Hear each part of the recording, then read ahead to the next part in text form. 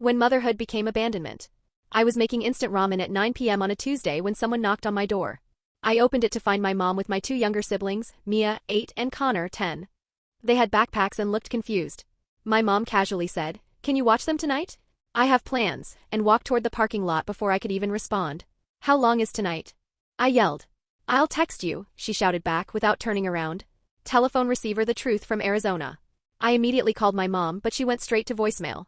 An hour later, she finally texted, "Stop being dramatic. They're your siblings. I raised you. Now you help me out."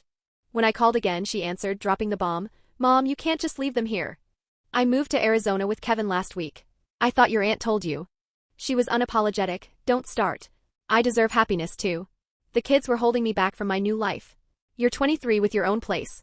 Stop being selfish. I did my time as a parent. Now it's your turn." She hung up and blocked my number. I called my Aunt Kim, who confirmed she knew about the move and assumed my mother had left the children with me since I had space now. Police officer, the inescapable choice. I sat on my bathroom floor and called 911. 2 police officers showed up. After taking my statement, they confirmed my mother was in Arizona and refusing to return. Turns out she had been keeping the kids in hotels for 3 weeks with Kevin, telling them they were on vacation, and had pulled them out of school without notice. Child Protective Services, CPS, arrived around midnight.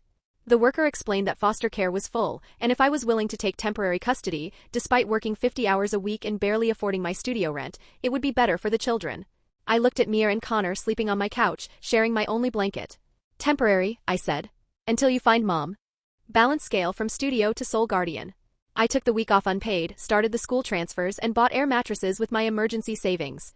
3 days later, my mother posted on Facebook from a California beach with Kevin, drinking cocktails. The caption read, "Finally living my life." I immediately sent the screenshot to CPS and the police.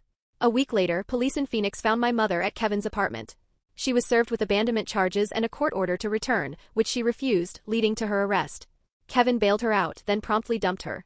2 months later, CPS called. My mother signed away her parental rights rather than face charges. Aunt Kim suddenly wanted custody, but only for the Social Security survivor benefits from our dead father.